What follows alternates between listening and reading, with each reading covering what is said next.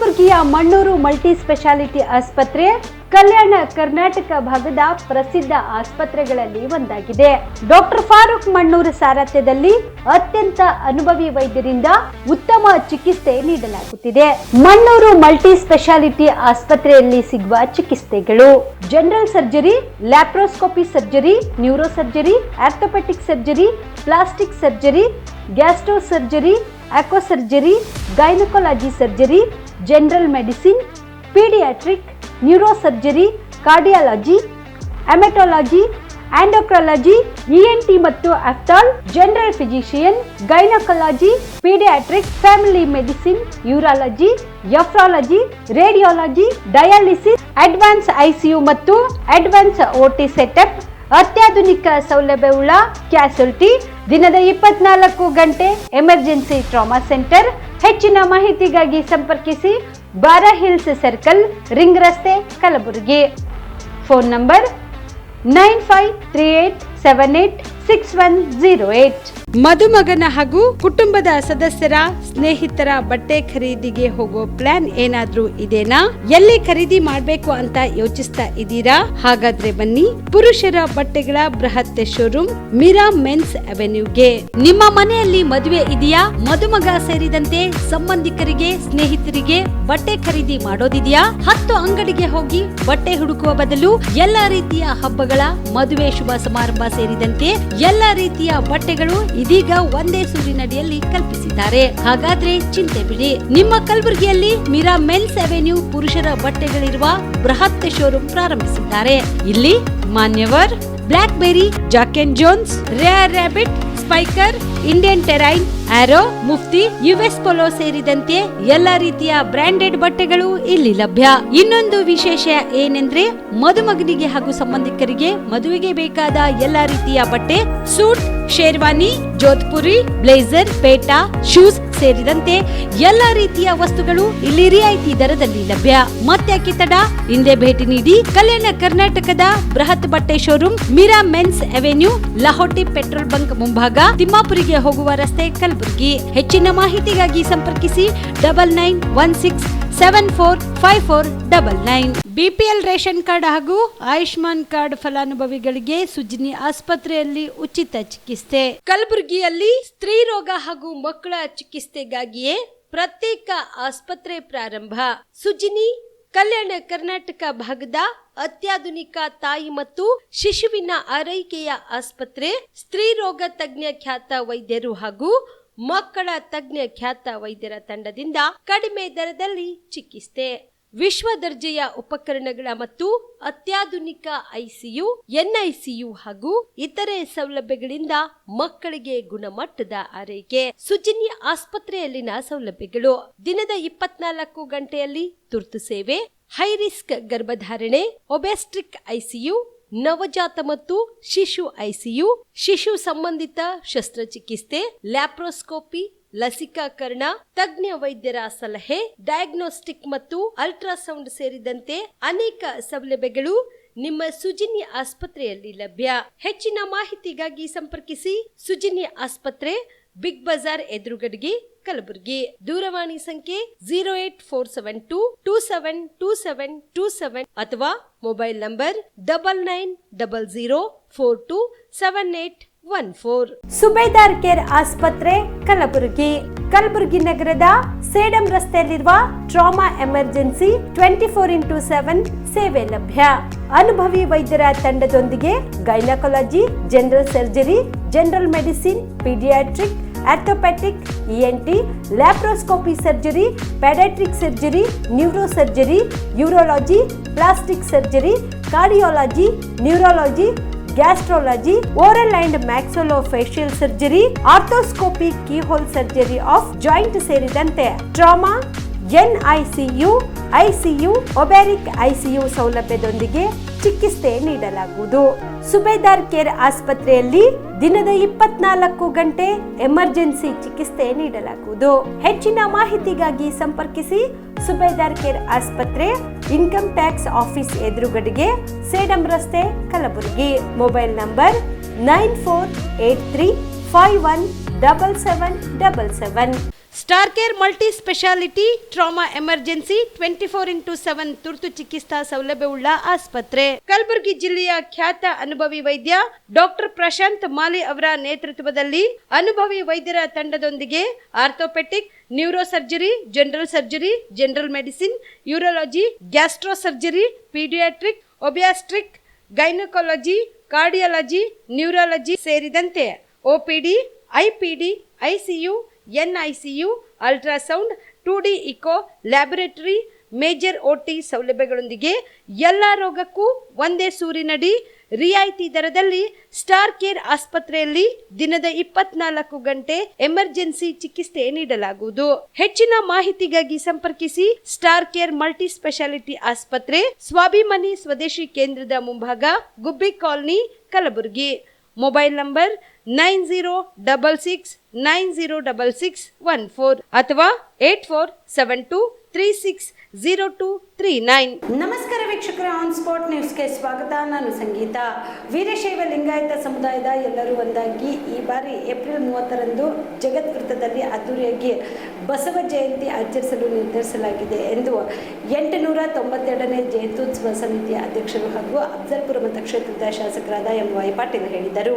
ನಗರದ ಶರಣಬಸವೇಶ್ವರ ಸಂಸ್ಥಾನ ದಾಸೋಹ ಮನೆಯಲ್ಲಿ ಕರೆದ ಸುದ್ದಿಗೋಷ್ಠಿಯನ್ನು ಉದ್ದೇಶಿಸಿ ಮಾತನಾಡಿದ ಅವರು, ಏಪ್ರಿಲ್ 30ರಂದು ಸಂಜೆ 4 ಗಂಟೆಗೆ ನಗರೇಶ್ವರ ಶಾಲೆ ಎದುರಿನಿಂದ ಬೃಹತ್ ಮೆರವಣಿಗೆ ಆರಂಭಗೊಂಡು ಜಗತ್ ವೃತ್ತದಲ್ಲಿ ಸಮಾವೇಶಗೊಂಡು ಜಯಂತಿ ಆಚರಣೆ ನಡೆಯಲಿದೆ ಎಂದರು. ಅರ್ಥಪೂರ್ಣವಾಗಿ ಹಾಗೂ ಅದ್ದೂರಿಯಾಗಿ ಜಯಂತಿ ಆಚರಣೆ ಭಾಗವಾಗಿ ಏಪ್ರಿಲ್ 29ರಂದು ಸಂಜೆ 5 ಗಂಟೆಗೆ ಶರಣಬಸವೇಶ್ವರ ಜಾತ್ರಾ ಮೈದಾನದಲ್ಲಿ ಬೃಹತ್ ಬಹಿರಂಗ ಸಭೆ ನಡೆಸಲು ತೀರ್ಮಾನಿಸಲಾಗಿದೆ ಎಂದರು. ಏಪ್ರಿಲ್ 28ರಂದು ಬೃಹತ್ ಕಾರ್ ರ್ಯಾಲಿ ಹಾಗೂ ಏಪ್ರಿಲ್ 29ರಂದು ಮಹಿಳಾ ಬೈಕ್ ರ್ಯಾಲಿ ಹಾಗೂ ಏಪ್ರಿಲ್ 30ರಂದು ಬೆಳಗ್ಗೆ ಬಸವೇಶ್ವರ ಆಸ್ಪತ್ರೆ ಸಹಯೋಗದಲ್ಲಿ ರಕ್ತದಾನ ಶಿಬಿರ ಸಹ ಹಮ್ಮಿಕೊಳ್ಳಲಾಗಿದೆ ಎಂದರು. ವೀರಶೈವ ಲಿಂಗಾಯತ ಸಮುದಾಯದಲ್ಲಿ ಅನೇಕ ಉಪಪಂಗಡಗಳು ಇದ್ದರೂ ಕೂಡ ಒಂದೇ ವಿಚಾರಧಾರೆಗೆ ಒತ್ತು ಕೊಟ್ಟು ಎಲ್ಲರೂ ಒಗ್ಗಟ್ಟಾಗಿ ಬಸವ ಜಯಂತಿ ಆಚರಣೆ ನಡೆಸಲಾಗುತ್ತಿದೆ. ನಮ್ಮ ವಿಚಾರಗಳು ಬೇರೆ ಬೇರೆ ಆದ್ರೂ ಬಸವ ತತ್ವ, ಕಾಯಕ ತತ್ವ ಒಂದೇ ಆಗಿದ್ದು ಇದನ್ನ ಜನರಿಗೆ ಮುಟ್ಟಿಸುವ ಕೆಲಸ ಆಗಬೇಕಿದೆ ಎಂದು ಶಾಸಕ MY ಪಾಟೀಲ್ ಹೇಳಿದರು. ಗಣ್ಯರು ಕಲಿತು ವಿಚಾರ ಮಾಡಿ ಈ ವರ್ಷ ಬಹಳ ವಿಶಿಷ್ಟವಾದಂಥ ರೀತಿಯಲ್ಲಿ ಬಸವ ಜಯಂತಿ ಮಾಡುವ ಉದ್ದೇಶ ಇದಾಗಿದೆ. ಇವತ್ತು ಬಸವಾಭಿಮಾನಿಗಳೆಲ್ಲರೂ ಇವತ್ತು ನಮ್ಮ ಅನೇಕ ಉಪಪಂಗಡಗಳಿದ್ದಾವೆ ಮತ್ತು ನಮ್ಮ ಅನೇಕ ವಿಚಾರಧಾರೆಗಳು ಬೇರೆ ಬೇರೆ ಇದ್ದರೂ ಕೂಡ ನಾವು ಒಂದು ಕಡೆ ಸೇರಿ ಈ ಬಸವ ಧರ್ಮವನ್ನು ಚಾಚು ತಪ್ಪದೆ ಪಾಲಿಸೋ ಸಲುವಾಗಿ ನಾವು ಒಂದಾಗಿರೋ ಸಲುವಾಗಿ ಅರ್ಥಪೂರ್ಣವಾದಂಥ ಜಯಂತಿಯನ್ನು ನಾವು ಮಾಡಬೇಕು ಅನ್ನೋ ಉದ್ದೇಶದಿಂದ ನಾವೆಲ್ಲರೂ ಸೇರಿ ಈ ನಿರ್ಣಯವನ್ನು ತೆಗೆದುಕೊಂಡಿದ್ದೀವಿ. ಅನೇಕ ನಮ್ಮ ಸಮಾಜದಲ್ಲಿ ಅನೇಕ ವಿಚಾರಗಳು ಕೂಡ ಭಿನ್ನ ಆದರೂ ಕೂಡ ನಮ್ಮ ಗುರಿ ಒಂದೇ ಇದೆ. ಬಸವ ತತ್ವ, ಕಾಯಕ ತತ್ವ ಏನು ಬಸವಣ್ಣನವರು ನಮ್ಮ ಪ್ರಪಂಚಕ್ಕೆ ನೀಡಿದ್ದಾರಲ್ಲ, ಅದನ್ನು ನಾವು ಜನ ಮನಗಳಲ್ಲಿ ಮುಟ್ಟಿಸುವಂಥ ಕೆಲಸ ಮಾಡಬೇಕಾಗಿದೆ. ಇದರಿಂದ ಇವತ್ತು ನಾವು ಸಂಘಟನೆ ತೋರಿಸಬೇಕು, ನಾವು ಒಂದಾಗಿದ್ದೇವಂತ ತೋರಿಸಬೇಕು ಮತ್ತು ಆಚಾರ ವಿಚಾರ ಪ್ರಚಾರದಲ್ಲಿಯೂ ಕೂಡ ನಾವು ಈ ಧರ್ಮ ಪ್ರಚಾರದಲ್ಲಿ ಕಾಯಕ ನಿಷ್ಠೆಯಿಂದ ಕೆಲಸ ಮಾಡಬೇಕು ಅನ್ನೋ ಉದ್ದೇಶದಿಂದ ನಾವೆಲ್ಲ ಸೇರಿದ್ದೇವೆ. ಅದರ ಮೂಲಕ ನಾವು ಈ 29 ಮತ್ತು 30ನೇ ತಾರೀಕಿದಂದು ಒಂದು ಬೃಹತ್ ಸಭೆಗಳನ್ನು ಮಾಡ್ತಾಯಿದ್ದೇವೆ. 29ರಂದು ನಾವು ಬಹಿರಂಗ ಸಭೆ ಉದ್ದೇಶಿಸಿ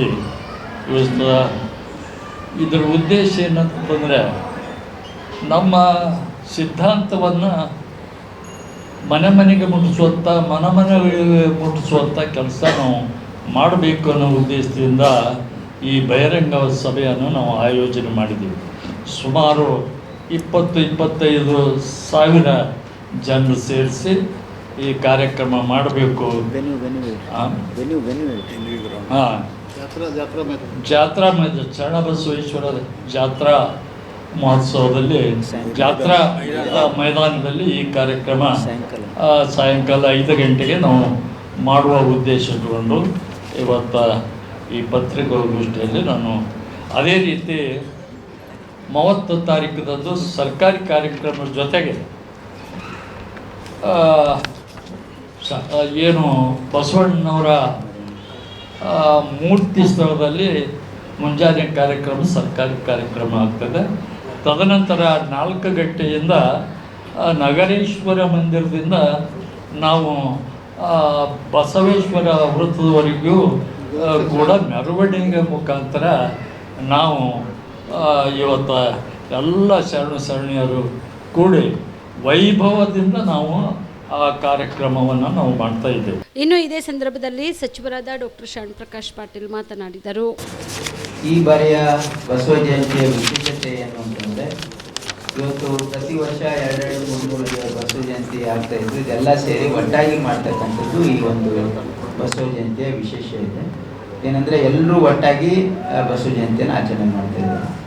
ಮತ್ತು ಇದರಲ್ಲಿ ಅನೇಕ ಕಾರ್ಯಕ್ರಮಗಳು ಇವತ್ತು ಹಮ್ಮಿಕೊಂಡಿದ್ದಾರೆ. ಮತ್ತು ತಾಲೂಕದಲ್ಲಿ ಹೋಗಿ ಜನರನ್ನು ಅಂದರೆ ಸಂಘಟನೆ ಮಾಡೋಕ್ಕಂಥ ಜೊತೆಗೆ ಇವತ್ತು ತತ್ವದ ಪ್ರಚಾರಕ್ಕೆ ಹೆಚ್ಚಿನ ಮಹತ್ವ ಕೊಡಬೇಕು ಅಂತಕ್ಕಂಥದ್ದು ನಮ್ಮ ಅಧ್ಯಕ್ಷರ ಮತ್ತು ಎಲ್ಲ ಸಮಿತಿಗಳು ಮಾಡಿದ್ದಾರೆ. ಇದಕ್ಕೆ ಎಲ್ಲರೂ ಸಹಕಾರ ಕೊಡ್ತಾ ಇದ್ದಾರೆ. ಮತ್ತು ಈ ಕಾರ್ಯಕ್ರಮ 29ನೇ ತಾರೀಕು ಒಂದು ಬೃಹತ್ ಸಮಾವೇಶ ಮಾಡೋದ್ರ ಮುಖಾಂತರ ಬಸವ ತತ್ವವನ್ನು ಜನರಿಗೆ ಮುಟ್ಟಿಸ್ತಕ್ಕಂಥ ಒಂದು ಪ್ರಯತ್ನ ಆಗ್ತದೆ. ಜೊತೆಗೆ 30ನೇ ತಾರೀಕು ಸರ್ಕಾರಿ ಕಾರ್ಯಕ್ರಮ ಇರುತ್ತೆ. ಜೊತೆಗೆ ಅವತ್ತು ಸಾಯಂಕಾಲ ಮೆರವಣಿಗೆ ವಿವಿಧ ಕಾರ್ಯಕ್ರಮಗಳು ಕೂಡ ವಿವರವನ್ನು ಕೊಟ್ಟಿದ್ದಾರೆ. ರಿಟರ್ನ್ ಆಗಿ ಕೂಡ ನಿಮಗೆ ಡೀಟೇಲ್ ಆಗಿ ಆ ವಿವರವನ್ನು ಕೊಡ್ತಾರೆ. ಉದ್ದೇಶ ಇಷ್ಟೇ, ಇವತ್ತು ಬಸವಾದಿ ಶರಣರ ಕಲ್ಯಾಣ ಕ್ರಾಂತಿ, ಬಸವಾದಿ ಶರಣರ ವಚನ ಸಾಹಿತ್ಯ ಇವತ್ತು ಮನುಕುಲಕ್ಕೇ ಒಂದು ದಾರಿದೀಪ. ಹಾಗಾಗಿ ನಮ್ಮ ಮುಂದಿನ ಪೀಳಿಗೆಗೆ ವಚನ ಸಾಹಿತ್ಯವನ್ನು ಪರಿಚಯಿಸ್ತಕ್ಕಂಥದ್ದು, ಅದನ್ನು ಓದಿ ಅರ್ಥ ಮಾಡಿಕೊಂಡು ಜೀವನದಲ್ಲಿ ಅಳವಡಿಸ್ಕೊಂಡ್ರೆ ಅವರ ಜೀವನದಲ್ಲೂ ಬದಲಾವಣೆ ಆಗ್ತದೆ ಮತ್ತು ಸಮಾಜದಲ್ಲಿ ಪರಿವರ್ತನೆ ಆಗ್ತದೆ ಅಂತಕ್ಕಂಥ ಒಂದು ಸದುದ್ದೇಶದಿಂದ ಈ ಕಾರ್ಯಕ್ರಮವನ್ನು ಹಮ್ಮಿಕೊಳ್ಳಲಾಗಿದೆ. ತಮ್ಮೆಲ್ಲರ ಮಾಧ್ಯಮದ ಮಿತ್ರರ ಸಹಕಾರವನ್ನು ಕೊಡ್ತೀವಿ. ಸರ್ಕಾರಿ ಕಾರ್ಯಕ್ರಮ 30ನೇ ತಾರೀಕು ಬೆಳಗ್ಗೆ ಅಲ್ಲಿ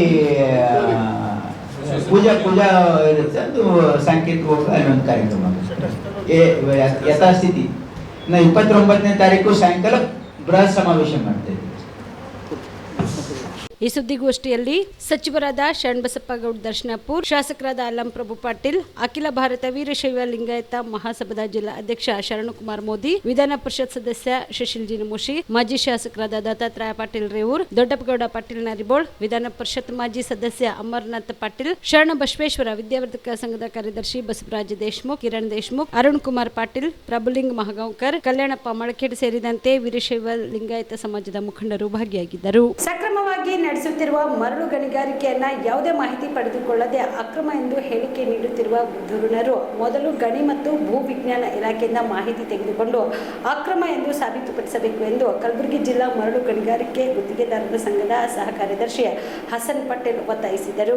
ಕಲಬುರಗಿಯ ಪತ್ರಿಕಾ ಭವನದಲ್ಲಿ ಕರೆದ ಸುದ್ದಿಗೋಷ್ಠಿಯನ್ನು ಉದ್ದೇಶಿಸಿ ಮಾತನಾಡಿದ ಅವರು, ಸಾರ್ವಜನಿಕರ ಹಿತದೃಷ್ಟಿಯಿಂದ ಕಡಿಮೆ ಬೆಲೆಯಲ್ಲಿ ಮರಳು ಲಭ್ಯವಾಗಬೇಕೆಂಬ ದೃಷ್ಟಿಯಿಂದ ಸರ್ಕಾರವು ಪಟ್ಟಾ ಜಮೀನಿನಲ್ಲಿ ಮರಳು ಗಣಿಗಾರಿಕೆಯನ್ನು ಮಾಡಲಿಕ್ಕೆ ಅನುಮತಿ ನೀಡಿದೆ. ಪಟ್ಟಾದಾರರ ಬ್ಲಾಕ್ಗಳು ಚಾಲ್ತಿಯಲ್ಲಿ ಇರುವುದರಿಂದ ಕೇವಲ 25,000 ರೂಪಾಯಿಯಿಂದ 30,000 ರೂಪಾಯಿವರೆಗೆ ಇಂದಿನ ದಿನಗಳಲ್ಲಿ ಸಾರ್ವಜನಿಕರಿಗೆ ಮರಳು ಲಭ್ಯವಾಗುತ್ತಿದೆ. ಕಳೆದ ವರ್ಷ ಇದೇ ರೀತಿ ದೂರುದಾರರು ಯಾವುದೇ ಆಧಾರವಿಲ್ಲದೆ ದೂರಿನ ಮೇರೆಗೆ ತಡೆ ಹಿಡಿದಾಗ ಕೇವಲ ಒಂದೇ ತಿಂಗಳಿನಲ್ಲಿ ಮರಳಿನ ದರ 25,000 ರೂಪಾಯಿಗಳಿಗೆ ಮಾರಾಟವಾಗುವ ಮರಳನ್ನು 80,000 ರೂಪಾಯಿಗಳಿಗೆ ಮಾರಾಟ ಆಗಿದೆ. ಪಟ್ಟಾ ಜಮೀನಿನಲ್ಲಿ ಅನುಮತಿ ನೀಡಿರುವುದರಿಂದ ಸಾಮಾನ್ಯ ಜನರಿಗೆ ಕಡಿಮೆ ದರದಲ್ಲಿ ಮರಳು ಲಭ್ಯವಾಗುವುದಲ್ಲದೆ ಸರ್ಕಾರಕ್ಕೆ ಕೂಡ ರಾಜ್ಯಧನ ಸಂದಾಯವಾಗುತ್ತಿದೆ ಎಂದರು. ಇದುವರೆಗೂ ಕೇವಲ ಬಾಗೋಡಿ ಗ್ರಾಮದಲ್ಲಿ ಅನುಮತಿ ನೀಡಿದ ಪಟ್ಟಾದಾರರಿಂದ ಅಂದಾಜು 24ರಿಂದ 26 ಕೋಟಿ ರೂಪಾಯಿ ರಾಜ್ಯಧನ ಸಂದಾಯವಾಗಿದೆ. ಸಕ್ರಮವಾಗಿ ನಡೆಸುತ್ತಿರುವ ಮರಳು ಗಣಿಗಾರಿಕೆಯನ್ನು ಯಾವುದೇ ಮಾಹಿತಿ ಪಡೆಯದೆ ಅಕ್ರಮ ಎಂದು ಹೇಳಿಕೆ ನೀಡಿರುವ ಧುರೀಣರು ಮೊದಲು ಗಣಿ ಮತ್ತು ಭೂವಿಜ್ಞಾನ ಇಲಾಖೆಯಿಂದ ಮಾಹಿತಿ ತೆಗೆದುಕೊಂಡು ಅಕ್ರಮ ಎಂದು ಸಾಬೀತುಪಡಿಸಬೇಕು ಎಂದು ಒತ್ತಾಯಿಸಿದರು. ಅನಾಹುತದಿಂದ ನಮ್ಮ ಒಂದು ಮರಳು ಗುತ್ತಿದಾರರ ಒಂದು ಮೇಲಿನ ಅಪವಾದವನ್ನು ಈ ಪತ್ರಿಕಾ ಮುಖಾಂತರ ನಾನು ಆ ಅಪವಾದಕ್ಕೆ ತದ್ವಿರುದ್ಧವಾಗಿ ನಾವು ಯಾವುದೇ ರೀತಿಯ ಮರಳು ಗಣಿಗಾರಿಕೆಯಲ್ಲಿ ಅಕ್ರಮವಾಗಿ ಮಾಡುತ್ತಿಲ್ಲ. ಸರ್ಕಾರದಿಂದ ಈ ಹಿಂದೆ ಸಾರ್ವಜನಿಕರ ಹಿತದೃಷ್ಟಿಯಿಂದ ಕಡಿಮೆ ದರದಲ್ಲಿ ಕಡಿಮೆ ಬೆಲೆಯಲ್ಲಿ ಮರಳು ಲಭ್ಯವಾಗಬೇಕೆಂಬ ಹಿತದೃಷ್ಟಿಯಿಂದ ಸರ್ಕಾರವು ಹೊಸ ಮರಳು ನೀತಿ ಜಾರಿ ಮಾಡಿ ಸಾರ್ವಜನಿಕರಿಗೆ ಕಡಿಮೆ ದರದಲ್ಲಿ ಮರಳು ಲಭ್ಯವಾಗುವ ದೃಷ್ಟಿಯಿಂದ 25ರಿಂದ 30 ಸಾವಿರ ರೂಪಾಯಿಗೆ ಪ್ರತಿ ಟಿಪ್ಪರಿಗೆ ಲಭ್ಯವಾಗಿರುತ್ತದೆ ಎಂದು ಸರ್ಕಾರ ಒಂದು ಹೊಸ ನೀತಿಯಿಂದ ಸಾರ್ವಜನಿಕರಿಗೆ ಲಭ್ಯವಾಗ್ತಾ ಇದೆ. ಕಳೆದ ವರ್ಷ ಇದೇ ರೀತಿ ದೂರುದಾರರು ಯಾವುದೇ ಆಧಾರವಿಲ್ಲದೆ ಯಾವುದೇ ಆಧಾರವಿಲ್ಲದೆ ದೂರಿನ ಮೇರೆಗೆ ತಡೆ ಹಿಡಿದಾಗ ಕೇವಲ ಒಂದೇ ಒಂದು ತಿಂಗಳಿನಲ್ಲಿ ಪ್ರತಿ ಟಿಪ್ಪರಿಗೆ 25,000 ರೂಪಾಯಿಗೆ ಸಿಗತಕ್ಕಂಥ ಒಂದು ಮರಳನ್ನು 80,000ರಿಂದ 1 ಲಕ್ಷದವರೆಗೆ ಮರಳು ಮಾರಾಟವಾಗಿರುವುದು ಇದು ಉದಾಹರಣೆಯಾಗಿದೆ. ಪಟ್ಟ ಜಮೀನಿನಲ್ಲಿ ಅನುಮತಿ ನೀಡಿದ್ದರಿಂದ ಸಾಮಾನ್ಯ ಜನರಿಗೆ ಕಡಿಮೆ ದರದಲ್ಲಿ ಮರಳು ಲಭ್ಯವಾಗುವುದಲ್ಲದೆ ಸರ್ಕಾರಕ್ಕೆ ಕೂಡ ರಾಜಧನ ಸಂದಾಯವಾಗುತ್ತದೆ. ಇದು ಕೇವಲ ಬಾಗುಡಿ ಗ್ರಾಮದಲ್ಲಿ ಅನುಮತಿ ನೀಡಿದ ಪಟ್ಟಾದಾರರಿಂದ ಅಂದಾಜು 24ರಿಂದ 26 ಕೋಟಿ ರೂಪಾಯಿ ರಾಜಧನ ಸಂದಾಯವಾಗಿದೆ.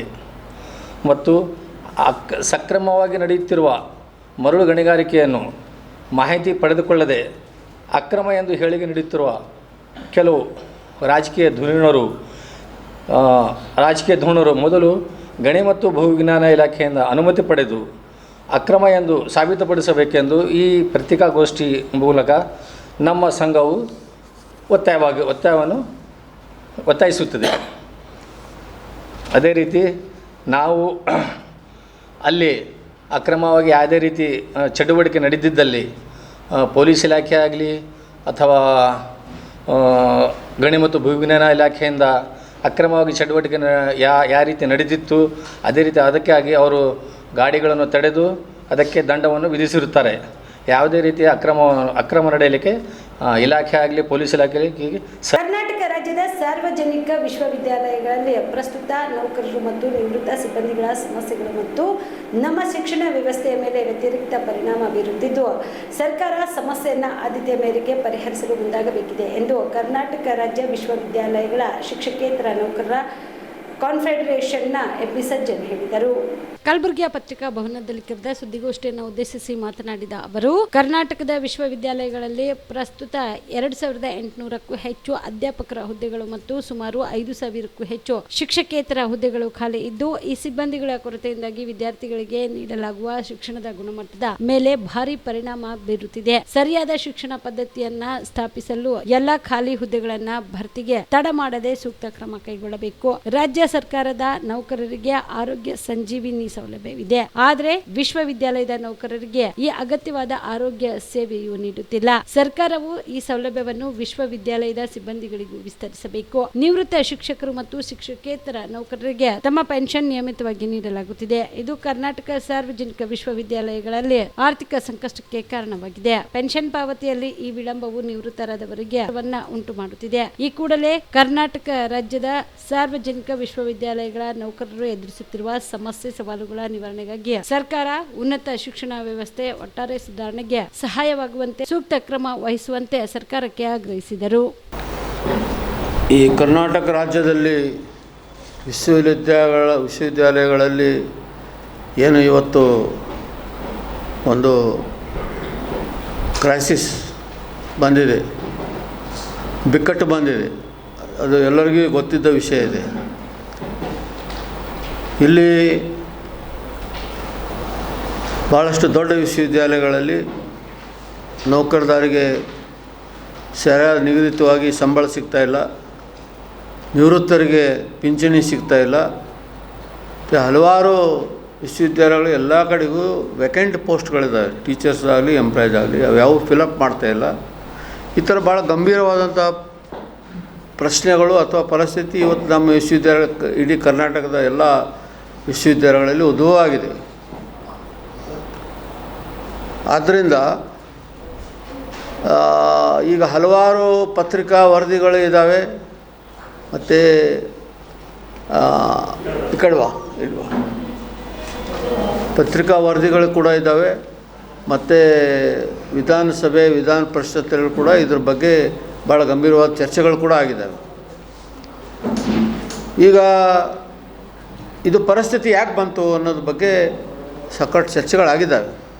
ಈಗ ನಾವು ಅಫೆಕ್ಟೆಡ್ ಪಾರ್ಟೀಸ್, ಯೂನಿವರ್ಸಿಟಿನಲ್ಲಿ ಕೆಲಸ ಮಾಡ್ತಕ್ಕಂಥ ಟೀಚರ್ಸು, ಎಂಪ್ಲಾಯೀಸು ಮತ್ತು retired employees, actually we are most concerned, we should be most concerned. ಅದ್ರ ಸಲುವಾಗಿ ನಾವು ಕರ್ನಾಟಕ ರಾಜ್ಯ ವಿಶ್ವವಿದ್ಯಾಲಯಗಳ ನೌಕರರ ಕಾನ್ಫೆಡರೇಷನ್ ವತಿಯಿಂದ ಮೊನ್ನೆ 27ಕ್ಕೆ ಒಂದು ಸಭೆ ನಡೆಸಿದ್ವಿ ಬೆಂಗಳೂರು ಯೂನಿವರ್ಸಿಟಿನಲ್ಲಿ.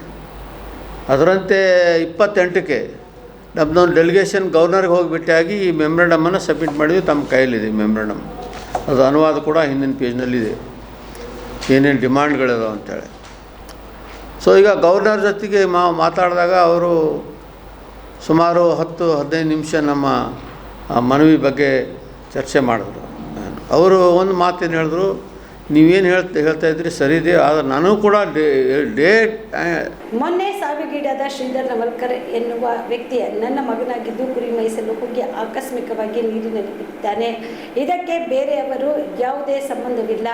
ಮೃತನ ಸಾವಿಗೆ ರಾಜಕೀಯ ಬೆರೆಸಬಾರದು ಎಂದು ಮೃತನ ತಾಯಿ ಚೆನ್ನಮ್ಮ ಸ್ಪಷ್ಟನೆ ನೀಡಿದರು. ಕಲಬುರಗಿಯ ಪತ್ರಿಕಾ ಭವನದಲ್ಲಿ ಕರೆದ ಸುದ್ದಿಗೋಷ್ಠಿಯನ್ನು ಉದ್ದೇಶಿಸಿ ಮಾತನಾಡಿದ ಅವರು, ನನ್ನ ಮಗನ ಸಾವಿನ ಸುದ್ದಿ ತಿಳಿದು ತಾಲೂಕಿನ ಸಮಾಜದ ಅಧ್ಯಕ್ಷರಾದ ನಮ್ಮ ಮನೆಗೆ ಭೇಟಿ ನೀಡಿ ಸಾಂತ್ವನ ಹೇಳಿ ಸರ್ಕಾರದಿಂದ ಪರಿಹಾರ ಕೊಡಿಸುವುದಾಗಿ ಭರವಸೆ ನೀಡಿದ್ದಾರೆ ಎಂದರು. ಇಂದು ರಾಜ್ಯದ ಕೋಲಿ ಸಮಾಜದ ಗೌರವ ಅಧ್ಯಕ್ಷರು ಮತ್ತು ಎಂಎಲ್ಸಿಗಳಾದ ತಿಪ್ಪಣ್ಣಪ್ಪ ಕಮಕ್ನೂರ್ ಅವರು ಬಂದು ವೈಯಕ್ತಿಕವಾಗಿ ಧನ ಸಹಾಯ ಮಾಡಿ ನಮ್ಮ ಮನೆಯಲ್ಲಿ ನನ್ನ ಸೊಸೆಗೆ ಸರ್ಕಾರಿ ನೌಕರಿ ಕೊಡಿಸುವುದಾಗಿ ಭರವಸೆ ನೀಡಿದ್ದಾರೆ. ಇನ್ನು ಈ ವಿಷಯದಲ್ಲಿ ಯಾರು ಕೂಡ ರಾಜಕೀಯ ಮಾಡಬೇಡಿ ಎಂದು ತಿಳಿಸಿದರು. ನನ್ನ ಮಗ ಕುರಿ ಕೈಲಾಕ ಹೋಗಿ ಅಕಸ್ಮಾತ್ ಸಾಗೆ ಬಿದ್ದಾನ್ರಿ. ನನ್ನ ಮಗನಿಗೆ ಯಾರೂ ಮೋಸ ಮಾಡಿಲ್ಲ, ಯಾರೂ ಅವನಿಗೆ ಹೊಡೆದು ಒಳಗೆ ಹಾಕಿಲ್ಲ. ದಿನ ಕುರಿಗೆ ಹೋಗ್ತಿದ್ದ ಮಗ ನೀರು ಕುಡಿಲಾಕ ಹೋಗಿ ಕಾಲು ಜೇರಿ ಒಳಗೆ ಬಿದ್ದಾನ. ಈಗ ನಾ ಅವ್ರ ನಿನಗೆ ಮುಂದಕ್ಕೆ ತರ್ತೀವಿ, ನಿನಗೆ ನಾ ತರ್ತೀನಿ, ನೀರು ತರ್ತೀನಿ ಅಂತ ಹಾರಾಡ್ಕೋತ ದಿನೊಬ್ಬರು ಸಾಬ್ರುಗಳು ಬರ್ಲತ್ತಾರ ನಮ್ಮ ಮನೆಗೆ. ನನ್ನ ಗಂಡಗೆ ಆರಾಮಿಲ್ಲ, ನನಗೆ ಅದೇ ತೇಲಿ ಮುಣಗ್ಲಕತ್ತೀನಿ. ನನಗೆ ಯಾರು ಸಹಾಯ ಬೇಡ, ನನಗೆ ಸಾಬ್ರು ಸಹಾಯ ಮಾಡ್ತೀನಿ ಅಂದಾರ ಅಷ್ಟೇ ಸಾಕ್ರಿ ನನಗೆ. ತಿಪ್ಪಣ್ಣಪ್ಪ ಸಾಬ್ರು ಅಂತ ಅವರು ಸಹಾಯ ಮಾಡ್ತಾರೆ ರೀ ಸಾಬ್ರೆ. ಕರಿಗೆ ಸಾಬ್ರನ್ನು ಬಂದು ಸಹಾಯ ಮಾಡ್ತೀನಿ ಅಂದಾರ. ಅಷ್ಟ್ರ ಮೇಲೆ ನನ್ನ ಮುಂದೆ ಅವ್ರು ಏನು ದಾರಿ ತೋರಿಸ್ತಾರೆ ಅದ್ರ ಮೇಲೆ ನಡೀತೀನಿ. ಇದು ಮುಂದೆ ಯಾರು ಹೋರಾಟ ಮಾಡೋದು ಇಲ್ಲಿಗೆ ನಿಂದಿರಿಸಿಬಿಡ್ರಿ ಸಾಬ್ರೆ. ಕಾಳಗಿ ತಾಲೂಕಿನ ಕೋಡ್ಲಿಯ ಶ್ರೀರಾಮಲಿಂಗೇಶ್ವರ ರಥೋತ್ಸವವು ಸಹಸ್ರಾರು ಭಕ್ತರ ಮಧ್ಯೆ ವಿಜೃಂಭಣೆಯಿಂದ ಜರುಗಿತು. ರಥೋತ್ಸವ ಮುಂಭಾಗ ಪುರವಂತರ ಕುಣಿತ, ಡೊಳ್ಳು, ಹಲಗೆ, ಬಾಜಾ ಭಜಂತ್ರಿ, ಜಯಘೋಷಗಳ ಮಧ್ಯೆ ವಿಜೃಂಭಣೆಯಿಂದ ರಥೋತ್ಸವ ಎಳೆಯುತ್ತಿದ್ದಂತೆ ಭಕ್ತರು ತೇರಿನತ್ತ ಉತ್ತೋತಿ, ಬಾಳೆಹಣ್ಣು, ನಾಣ್ಯಗಳನ್ನು ಎಸೆದು ರಾಮಲಿಂಗ ಮಹಾರಾಜ್ ಕಿ ಜಯ ಎಂದು ಘೋಷಣೆಗಳನ್ನು ಕೂಗುತ್ತಾ ಭಕ್ತಿ ಸಮರ್ಪಿಸಿದರು.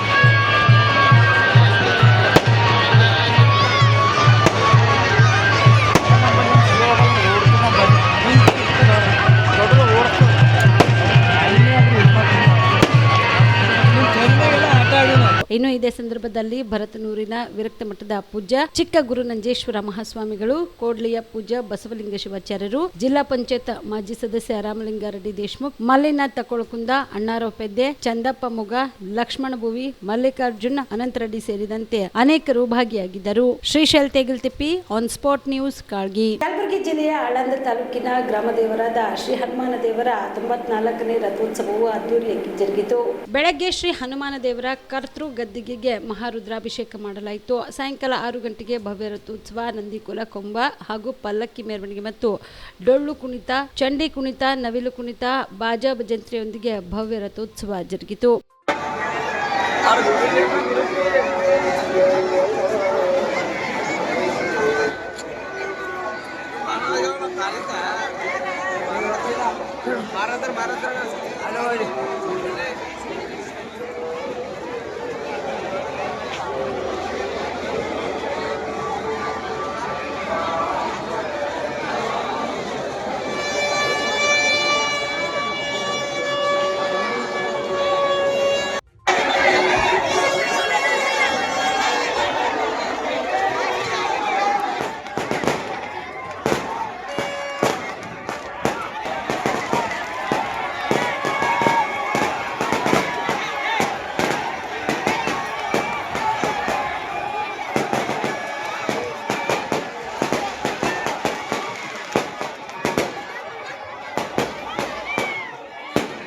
ಇನ್ನು ಕಾರ್ಯಕ್ರಮವನ್ನು ಉದ್ದೇಶಿಸಿ ಹನುಮಾನ ಕಮಿಟಿ ಅಧ್ಯಕ್ಷ ಯೋಗೇಶ್ವರ್ ದೇಶಪಾಂಡೆ ಮತ್ತು ಕೆಎಂಎಫ್ ಅಧ್ಯಕ್ಷರಾದ ಆರ್.ಕೆ. ಪಾಟೀಲ್ ಮಾತನಾಡಿದರು.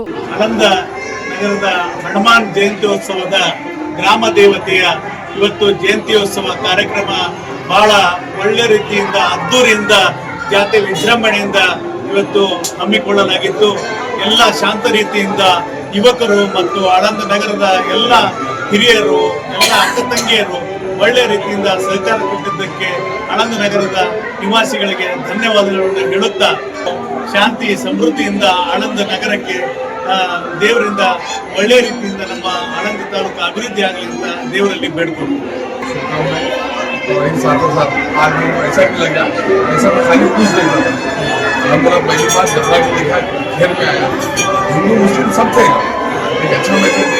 मेरे को भी आप हिम्मत करने का भाई साहब मौका दिया। अलहमदुलिल्लाह भगवान जो है हमें भी हमारे को मन की और अच्छे काम करने की शांति दिया और अच्छे काम करने की।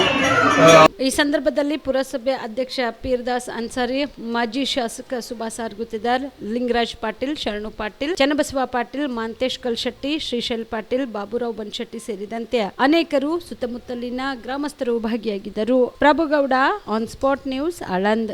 ಶಾಲಾ ಶಿಕ್ಷಣ ಇಲಾಖೆಯಲ್ಲಿ ಎಸ್ಎಸ್ಎಲ್ಸಿ ಮತ್ತು ಪಿಯುಸಿ ವಿದ್ಯಾರ್ಥಿಗಳ 3 ಪರೀಕ್ಷೆ ಮಾದರಿಗಳನ್ನು ರದ್ದುಪಡಿಸುವಂತೆ ವಿಧಾನ ಪರಿಷತ್ ಸದಸ್ಯ ಶಶಿಲ್ ನಮೋಶಿ ಸರ್ಕಾರಕ್ಕೆ ಆಗ್ರಹಿಸಿದರು. ಕಲಬುರಗಿಯ ಪತ್ರಿಕಾ ಭವನದಲ್ಲಿ ಕರೆದ ಸುದ್ದಿಗೋಷ್ಠಿಯನ್ನು ಉದ್ದೇಶಿಸಿ ಮಾತನಾಡಿದ ಅವರು, ರಾಜ್ಯದ ಶಿಕ್ಷಣ ಇಲಾಖೆ ಶಿಕ್ಷಕರಿಗೆ ಮತ್ತು ವಿದ್ಯಾರ್ಥಿಗಳಿಗೆ ಪರೀಕ್ಷೆ ಹೆಸರಿನಲ್ಲಿ ಅವೈಜ್ಞಾನಿಕ ನಿರ್ಧಾರಗಳನ್ನು ತೆಗೆದುಕೊಳ್ಳುತ್ತಿದ್ದು ರಾಜ್ಯದ ಶೈಕ್ಷಣಿಕ ವ್ಯವಸ್ಥೆಯನ್ನೇ ಕುಂಠಿತಗೊಳಿಸುತ್ತಿದೆ. ಪದವಿ ಪೂರ್ವ ಶಿಕ್ಷಣ ಇಲಾಖೆಯನ್ನು ರಾಜ್ಯರಹಿತ ಶಿಕ್ಷಣ ಇಲಾಖೆ ಎಂದು ಪರಿಗಣಿಸಿ ರಾಜ್ಯರಹಿತ ಇಲಾಖಾ ನೌಕರರಿಗೆ ಸಿಗುವ ಎಲ್ಲ ಸವಲತ್ತುಗಳನ್ನು ಉಪನ್ಯಾಸಕರಿಗೂ ನೀಡಬೇಕು.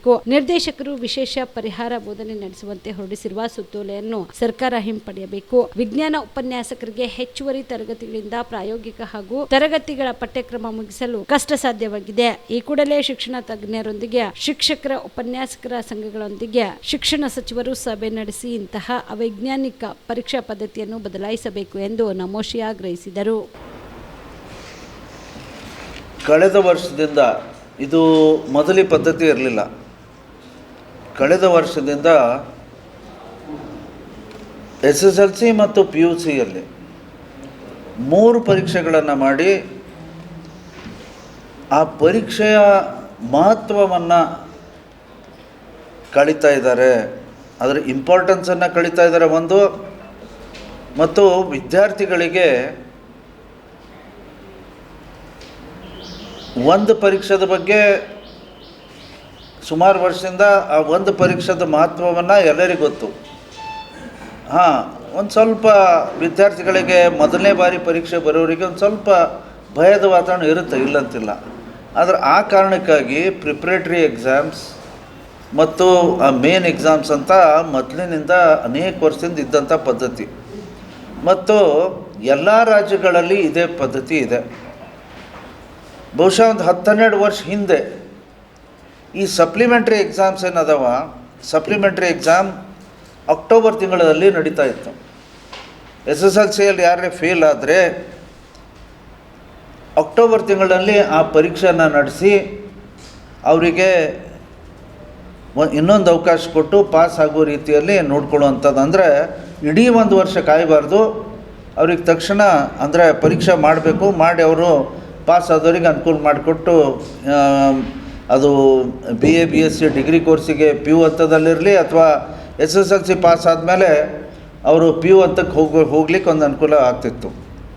ಆದರೆ ಇದನ್ನು ಕಳೆದ ಒಂದು 16 ವರ್ಷದಿಂದ ಅವರಿಗೆ ಒಂದು ವರ್ಷ ಯಾಕೆ ಅವ್ರದ್ದು ಕಳಿಬೇಕು ಅಂತನ್ನುವಂಥ ಒಂದು ಕಾರಣದಿಂದ ಆ ಸಪ್ಲಿಮೆಂಟ್ರಿ ಎಕ್ಸಾಮ್ ಏನು ಅಕ್ಟೋಬರಲ್ಲಿ ನಡೀತಾ ಇತ್ತು ಅದನ್ನು ಚೇಂಜ್ ಮಾಡಿ ಅದು ಜೂನ್ ತಿಂಗಳ ಒಳಗಡೆ ಆ ಸಪ್ಲಿಮೆಂಟ್ರಿ ಎಕ್ಸಾಮ್ ಮಾಡಿ ಆ ರಿಸಲ್ಟನ್ನು ಕೊಟ್ಟು ಅವರಿಗೆ ಅಂದರೆ SSLC ಪರೀಕ್ಷೆಯಲ್ಲಿ ಪಾಸ್ ಆದವರು ತಡವಾಗಿ ಪಾಸ್ ಆದರೂ ಕೂಡ 2ನೇ ಪರೀಕ್ಷೆಯಲ್ಲಿ ಪಾಸ್ ಆದಮೇಲೆ ಅವರಿಗೆ PU ಅಡ್ಮಿಷನ್ಸ್ ಕೊಡಲಿಕ್ಕೆ ಅನುಕೂಲ ಆಗ್ತಿತ್ತು. ಮೊದಲೇನಾಗ್ತಿತ್ತು, ಅಕ್ಟೋಬರಲ್ಲಿ ಪಾಸ್ ಆದರೆ ಅವರಿಗೆ ಅವಕಾಶನೇ ಇರ್ತಿದ್ದಿಲ್ಲ.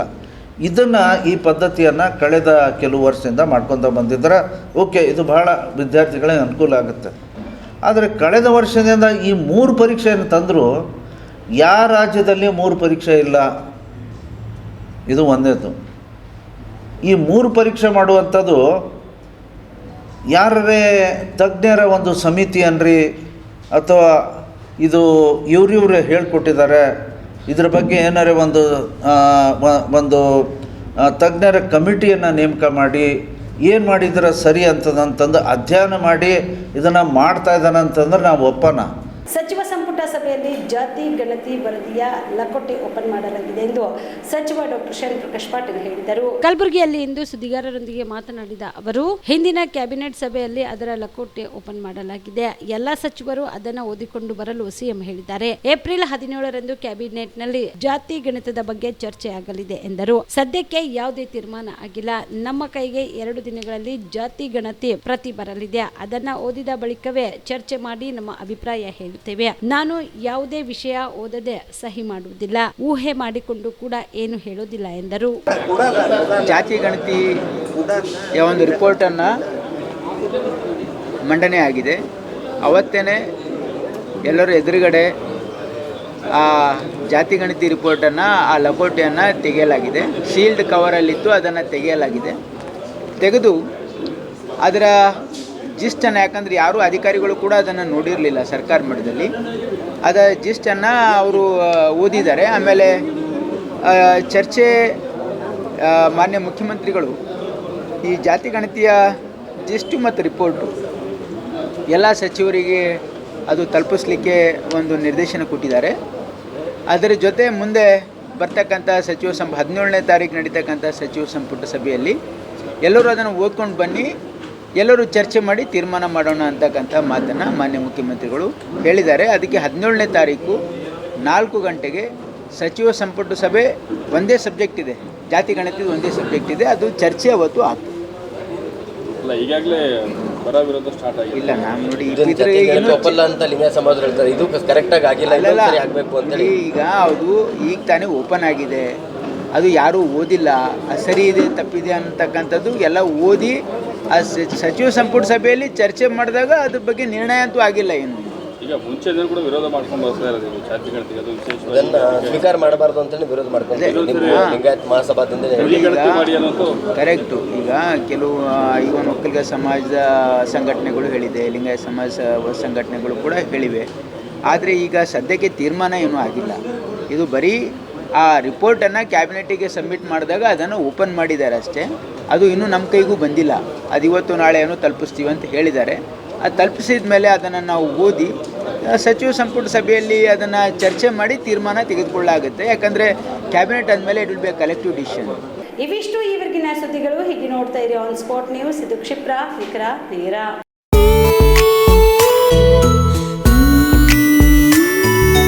ಮನಸ್ಸನ್ನು ದೋಚುವ ಸಿರೆ ಚಂದವೋ, ಚಟ್ಟನೆ ಸೆಳೆಯುವ ಸಿರೆ ಅಂದವೋ,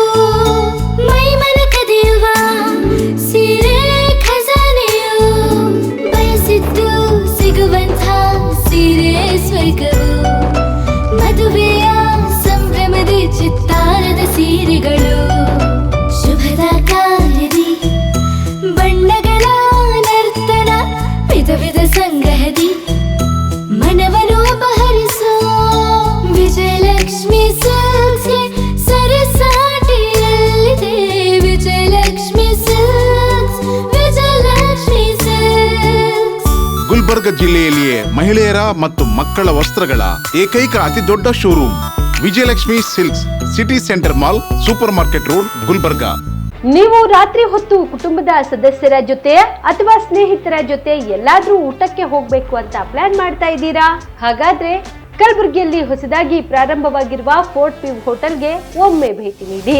ಹೆರಿಟೇಜ್ ಇನ್ ಹೋಟೆಲ್ನ ಓಪನ್ ಟೆರೆಸ್ ಮೇಲೆ ಬೆಂಗಳೂರು, ದೆಹಲಿ ಮಾದರಿಯಲ್ಲಿನ ಸುಂದರ ಆಕರ್ಷಣೆ ಇಲ್ಲಿ ಕಾಣಬಹುದು. ನುರಿತ ಕುಕ್ಗಳಿಂದ ರುಚಿಕರವಾದ ಸ್ವಾದಿಷ್ಟ ಆಹಾರ ಇಲ್ಲಿ ಲಭ್ಯ. ತಣ್ಣನೆಯ ಗಾಳಿ, ತುಂತುರು ನೀರಿನ ಸೌಂಡ್ ಜೊತೆ ಕಲರ್ಫುಲ್ ಲೈಟಿಂಗ್ ನಲ್ಲಿ, ಲೈಟ್ ಮ್ಯೂಸಿಕ್ ನಲ್ಲಿ ಕಲಬುರಗಿಯ ಫೋರ್ಟ್ ಸೇರಿದಂತೆ ಕಲಬುರಗಿ ನಗರವನ್ನ ವೀಕ್ಷಿಸುತ್ತಾ ನಿಮ್ಮ ಕುಟುಂಬದವರ ಜೊತೆ ಅಥವಾ ಸ್ನೇಹಿತರ ಜೊತೆ ಊಟ ಸವಿಯಬಹುದು. ಜೊತೆಗೆ ಇಲ್ಲಿ ಬರ್ತ್ಡೇ ಪಾರ್ಟಿ ಸೇರಿದಂತೆ ಸಣ್ಣ ಪುಟ್ಟ ಪಾರ್ಟಿ ಮಾಡಲು ಎಲ್ಲಾ ರೀತಿಯ ಸೌಲಭ್ಯಗಳು ಉಂಟು. ಹೋಟೆಲ್ನ ಸಮಯ ಮಧ್ಯಾಹ್ನ 3 ಗಂಟೆಯಿಂದ ರಾತ್ರಿ 11 ಗಂಟೆವರೆಗೆ. ಹೆಚ್ಚಿನ ಮಾಹಿತಿಗಾಗಿ ಸಂಪರ್ಕಿಸಿ ಫೋರ್ಟ್ ವ್ಯೂ ಹೋಟೆಲ್, ಹೆರಿಟೇಜ್ ಇನ್ ಮೇಲುಗಡೆ, city bus stand, super market, Kalaburagi. Phone number 9036235555. ನಿಮ್ಮ ಕುಟುಂಬದ ಮದುವೆ ಪಾರ್ಟಿ, ಬರ್ತ್ಡೇ ಪಾರ್ಟಿಗೆ ಸುಂದರವಾದ ಎಲ್ಲಾ ಸೌಲಭ್ಯವುಳ್ಳ ಸ್ಥಳ ವೀಕ್ಷಿಸುತ್ತಿದ್ದೀರಾ? ಹಾಗಾದ್ರೆ ಚಿಂತೆ ಬಿಡಿ. ಕಲಬುರಗಿಯ ಆಳಂದ್ ರಸ್ತೆಯ ಕ್ರಿಸ್ಟಲ್ ಫಾರ್ಮ್ಸ್ ಹೈವೇ ರೆಸಾರ್ಟ್ಗೆ ಒಮ್ಮೆ ಭೇಟಿ ನೀಡಿ. ಹೌದು, ಕ್ರಿಸ್ಟಲ್ ಫಾರ್ಮ್ಸ್ ನಲ್ಲಿ ಸಭೆ ಸಮಾರಂಭ ನಡೆಸಲು seminar hall, birthday party, wedding reception, get together ಪಾರ್ಟಿಗಳು ಸೇರಿದಂತೆ ಎಲ್ಲ ಪಾರ್ಟಿಗಳು ಮಾಡಲು ವಿಶಾಲ ಹಾಗೂ ಎಲ್ಲಾ ಸೌಲಭ್ಯವುಳ್ಳ hi-tech hall, swimming pool, family restaurant, bar and restaurant, ಮಕ್ಕಳಿಗೆ ಆಟವಾಡಲು ಕಿಡ್ಸ್ ಗೇಮ್, ಸುಸಜ್ಜಿತ ಹಾಗೂ ಸುಂದರವಾದ ಶೂಟ್ ರೂಮ್, ವಿಭಿನ್ನ ಹಾಗೂ ಸ್ವಾದಭರಿತ ಕ್ಯಾಂಟಿನೇಟರ್ ತಿಂಡಿಗಳು, ಜಾಗಿಂಗ್ ಟ್ರ್ಯಾಕ್, ಜಿಮ್ ಸೇರಿದಂತೆ ಎಲ್ಲಾ ಸೌಲಭ್ಯಗಳು ಕ್ರಿಸ್ಟಲ್ ಫಾರ್ಮ್ಸ್ ನಲ್ಲಿ ಲಭ್ಯ. ಹೆಚ್ಚಿನ ಮಾಹಿತಿಗಾಗಿ ಸಂಪರ್ಕಿಸಿ ಕ್ರಿಸ್ಟಲ್ ಫಾರ್ಮ್ಸ್ ಹೈವೇ ರೆಸಾರ್ಟ್, ಕೆರೆ ಬೋಸ್ಕ ಹತ್ತಿರ, ಆಳಂದ್ ರಸ್ತೆ, ಕಲಬುರಗಿ. Phone number 9490295555 7406215555. ಕಲಬುರಗಿ ಜಿಲ್ಲೆಗೆ ಪ್ರವಾಸ ಮಾಡ್ತಾ ಇದ್ದೀರಾ? ಅಲ್ಲಿ ಯಾವ ಹೋಟೆಲ್ನಲ್ಲಿ ಉಳಿದುಕೊಳ್ಳಬೇಕು ಎಂದು ಯೋಚಿಸ್ತಾ ಇದ್ದೀರಾ? ಹಾಗಾದ್ರೆ ಚಿಂತೆ ಯಾಕೆ? ಕಲಬುರಗಿ ಜಿಲ್ಲೆಯ ಪ್ರತಿಷ್ಠಿತ ಅತ್ಯಾಧುನಿಕ ಸೌಲಭ್ಯವುಳ್ಳ ಹೆರಿಟೇಜ್ ಇನ್ ಹೋಟೆಲ್ನಲ್ಲಿ ಉಳಿದುಕೊಳ್ಳಲು ಸೌಲಭ್ಯ ಉಂಟು.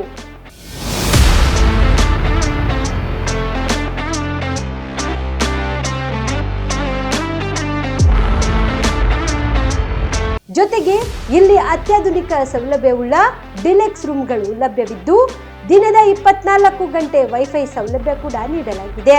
ಎಲ್ಲಾ ತರಹದ ಸೌಲಭ್ಯ ಕೂಡ ನೀಡಲಾಗುತ್ತಿದೆ. ರೆಸ್ಟೋರೆಂಟ್ ಸೌಲಭ್ಯದ ಜೊತೆಗೆ ಕಾರ್ ಪಾರ್ಕಿಂಗ್ ವ್ಯವಸ್ಥೆ ಕೂಡ ಮಾಡಲಾಗಿದೆ.